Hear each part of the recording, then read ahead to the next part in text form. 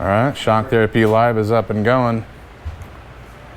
Hey guys, Justin again, hanging today for a Monday. Hopefully everybody's doing good. Maybe excited that they're going to open up some of the states and businesses so we can all get back to work. Woohoo! Right? I know I'll be happy when that comes back around. Hopefully you guys are too. But today we're going to talk about anti-sway bars. A lot of people have concerns and questions about them, how they work. So we're going to address that really quick. Again, if you guys have questions, fire them off. We're going to answer those as best we can. But first off, here's a few sway bars on the bench. We're talking about UTV sway bars only. Not talking about road cars, vet stuff, Ferrari stuff. Completely different when it comes to tuning those and it comes to tuning UTV sway bars. But in general, an anti-sway bar is designed to eliminate body roll. How does an anti-sway bar do that? Well, if you take a look at this one right here, which is a front sway bar for a Can-Am X3, this sway bar is pivoting right in the middle on the frame. There's no load on this system when it sits in here. Actually, here's the sway bar bushing that this one would pivot on. We have something similar for the X3 as well. If you hit something straight on, like a whoop or a jump or a landing, then this sway bar does not limit the travel or limit suspension in any way. It's merely pivoting up and down with the control arms because it's connected to them via a link. When you drive the car into a corner, let's say left-hand corner, the car wants to lean to one side or the other. What happens is, for instance, this side will try to get pushed upward because that's the leaned inside of the car or outside of the car in a corner. And this side wants to stay the opposite direction. Well, that tries to twist this bar.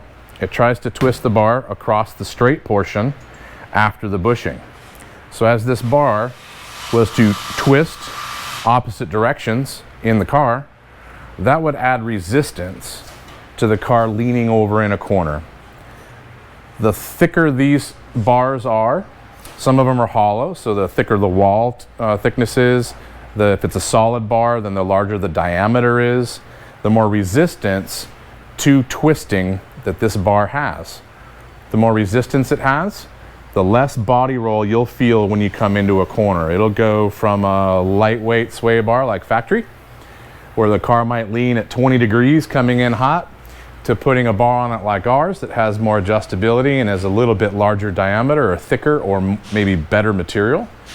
It'll have more resistance in the bar. It'll go from a 20-degree leaning angle to, say, 10 degrees. Well, less body roll can be a lot faster corner entry speeds and still maintain control. So tuning the system is very important, because if you don't have enough bar on the car, that extra body roll contribute to rolling the car over, like the original XP1000s. A lot of guys rolled that car. And I wouldn't say everybody, but 25% of the owners rolled that car the second they got it in the first 100 miles. Too much body roll. So a little bit more sway bar on the car to stop some of that extra body roll, made it more stable. And when people buy our kit, it comes with that tune to the factory or to our internal shock mods and to our spring kit. Now, what's important when it comes to adjustability? Look at these. All of our bars have at least 3 holes in them. The reason for that is when you take the link that would be bolted to the back of this, you start moving it forward, that would give you less body roll, adding resistance from this bar to the car. As you start going to the rear, then that's going to give you more body roll or less resistance from the sway bar. None of this restricts travel. None of this affects ride quality when you hit things perfectly straight. The only negative a sway bar has in the system is if you have too stiff of a sway bar or too much bar resistance, it'll hurt when you get independent wheel travel like rock crawling, mountain roots in the middle of a trail when you hit that with one tire and not the other. You'll feel that in the car and in your shoulders and in the seat more if the bar was stiffer. So typically, we want to have an adjustable, more resistive sway bar on cars that are high-speed desert and have a lot of traction and high-speed cornering like dunes.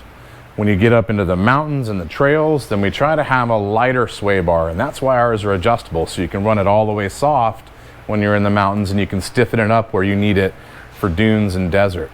Guys that have a lot of weight on top of their car, a spare tire mounted high, or a luggage rack with fuel and tools in it, perfect candidate for more sway bar, because we're going to try and control the extra weight that's swinging around in that system.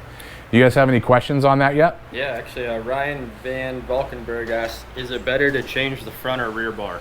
So that is chassis dependent, because for instance on an XP1000 it just comes with a rear. It's a lot better to change the rear on that car, but on the newer XP turbos they have a front and a rear. In that case I would throw a front sway bar on an XP turbo before I did a rear one. And so if you're a desert guy, I throw a front bar on it. If you're a desert and dunes, I would do front and I would do rear. Another example of that is Turbo S. The rear bar on a Turbo S is pretty nice, so leave that alone. Throw a front sway bar on a Turbo S. It's going to perform a lot better. X3s, especially an RS, throw a front sway bar on that right away, because the factory one is not nearly enough. Do that first. It's going to help the car corner. It's going to be a lot more stable. Keep the factory rear, but if you add weight to the car, then do that rear sway bar that we offer, or if you have weight up on top or you drive really fast or hard, then do a rear bar on that car. It's driver and chassis dependent. We got some more questions here, Justin, but I just want to give a big shout out to that there Shane Falconberry. Hey Shane. He's in the room. How's it going, buddy? Happy birthday last week. Anything else real quick? Yes. Do some walking and talking, guys. Well, I was going to go over rod ends first, and then we'll move out front. Okay. Yeah. Rodney Douglas asked, do you have a rear sway bar for the YXZ? We don't have a rear bar for the YXZ. You're going to have to go to IBOC for that, unfortunately.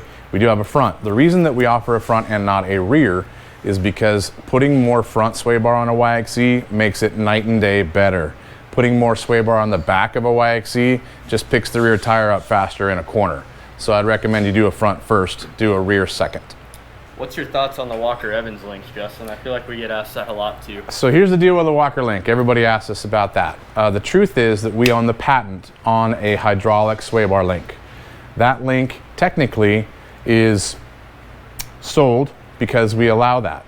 The link itself is going to make the bar travel farther before it works. So that means just by bolting that link onto the car, you're going to have way more body roll. Now, the advantage to having that on there is you're not going to feel the chop and chatter on independence when you're going rock crawling. So if you're just trail and rock crawling, yeah, throw a Walker link on there. If you're in the desert or dunes, I would highly not recommend it, because you're going to gain a ton more body roll. Any other questions before rod ends? No, I think we're good to go. Okay, so one other thing that we have a lot of questions about, you guys, are rod end quality. I've got 3 rod ends here. These guys on the right are an injection style rod end. You can tell by the little black marks on the sides of the ball itself. This one has red injection material. It's a urethane material that is between the ball, this pivoting ball, and the body. Now, when this material wears out, which happens fast, that's where you get squeaks in your suspension. These will squeak like crazy on sway bar links. These will squeak really bad on radius rods. So if you've got squeaky stuff going on, you've got aftermarket parts on the car, look at these rod ends that came in the kit. More than likely there's this urethane style, and these are very cheap and they wear out quick. This one, you can see it's got the red urethane blown out of it, and over here on the top it's starting to squirt that urethane out of the system already. This rod end, I guarantee you, squeaks if you put it on the car. Squeaky, squeaky. Right. Now this one is a Teflon lined rod end. You can see there's nothing that's been injected. Teflon is actually inside the system, and these outer rings are pressed in after the fact on both sides. This is the highest quality rod end you can get. It's the best liner you can get. This is what we run on all the race cars. This is what we run. This is run on trophy trucks, class 1s, 10s, all of the UTVs that are being raced right now. If they're running a urethane one, they're destroyed in 50 miles. They run a Teflon one, we run a whole year on these on our rear radius rods, just to give you an idea. Another thing too is size. And yes, in this case, size does matter. Don't let anybody tell you otherwise. This is 5/8. This is 3/4. This is what everyone runs on a radius rod in the market. I'm gonna steal one from Kayla. There's a radius rod she's putting together right now. That's what we run in our radius rods, 3/4 inch diameter. We get rid of the small 5/8. Bigger is better, and these are Teflon lined so they never squeak. So that's super important, you guys, because when you're talking about radius rods that have, you know, 12 or more rod ends per kit, it's about $18 more per rod end to pay for that Teflon lined high quality unit. So you're talking about a huge change in overall price and what you get at the tail end. So you really want to make sure you're buying a Teflon rod end equipped set of links or radius rods. So that's my gig on radius rods. You have something, Mitch? Yeah, low blow 79 asks, do we sell rod ends individually to replace the used ones? Yes, we do. I can't tell you the price off the top of my head. You have to look at the site, but on the website you're going to have a section for miscellaneous parts, and there will be rod ends on there in all sizes, 1/2 inch, 5/8, and 3/4. We also sell the spacers if you need to replace those two. Let's go this way. What do you think? Yeah, let's go. All right. We got some tests to do. So what we're thinking about doing is we're gonna take one of the shop cars to the Honda, and right now it has a prototype sway bar on it that we're building for that car. The prototype rear bar that's on that car is adjustable, but we're gonna go drastic. When I say drastic, I'm gonna have Mitch drive the car on the street really quick in a corner with the sway bar on it, and then we're gonna disconnect the sway bar and we're gonna drive it again and show you guys the difference between having sway bar on the car and no bar. So take a look. This bar right here is a prototype. Obviously it's not plated, but you can see it's adjustable in 3 positions. Why don't you hop in, Mitch? I'll steal your phone. And what we'll do that might be the easiest thing to show you guys is we'll just take the car and drive it in the cul-de-sac here at the shop. Maybe a couple of circles, maybe start the speed slow and work up a little bit. And what's that? Safety first. Wear a helmet, of course. All right, so what we're doing is we're gonna drive the car with a sway bar on it so you can see what a rear bar connected does. And then we'll talk to Mitch about it, and then we'll take the bar off and run it again.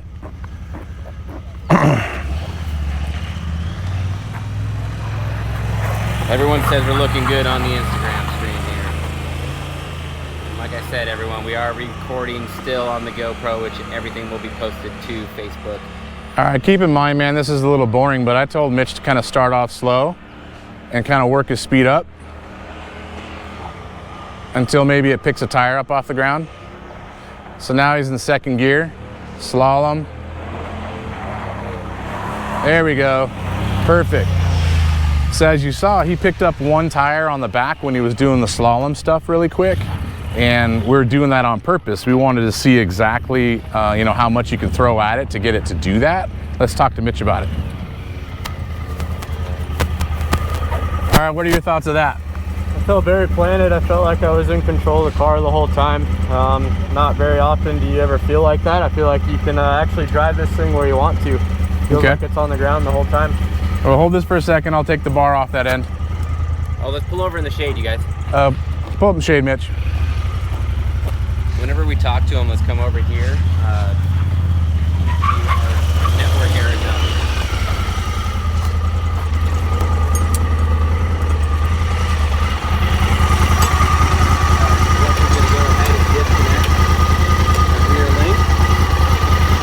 Rear links are huge on the Honda.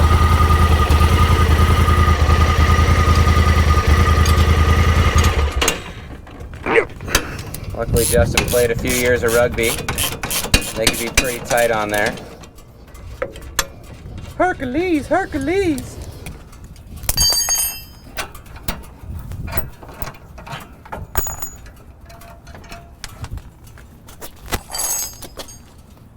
All right, let me just zip tie that up real quick. And then you can go run that thing one more time, okay? Perfect. All right, you're good to go, Mitch.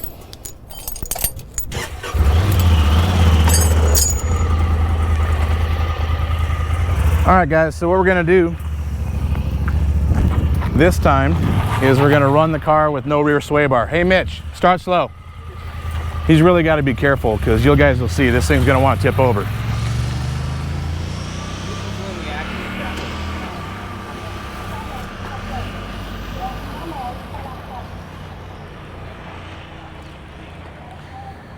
All right, so he's in first gear and it's already picking up that tire. Shift into second.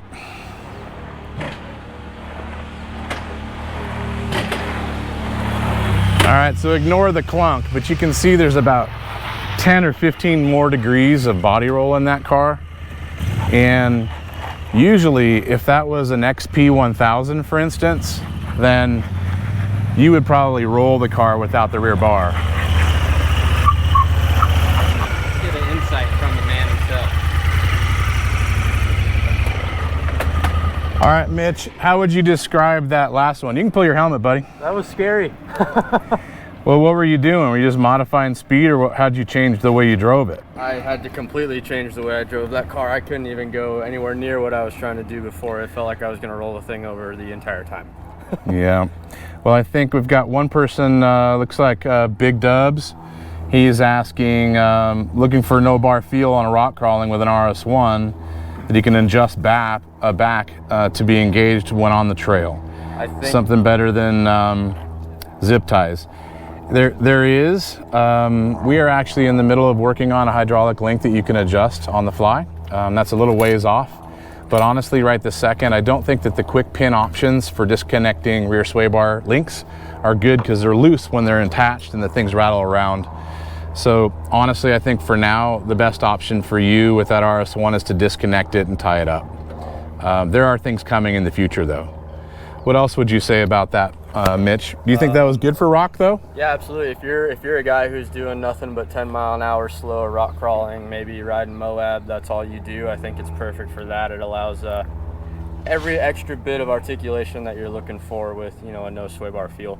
Anything other than that, if you're desert riding, dune riding, high-speed stuff, I would stay away from that. That is scary. So somebody asked how often should we grease the sway bar bushings? Answer to that is definitely whenever they make noise, but you should be hitting them about 400 to 500 miles with at least one squirt of grease.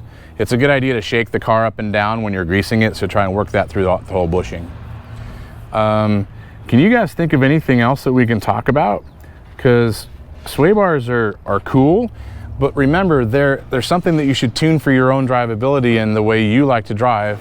Certain cars have more than less than some others. I should say certain cars have more body roll than some other cars. So we don't make sway bars for cars that have plenty of body roll control. You don't need it.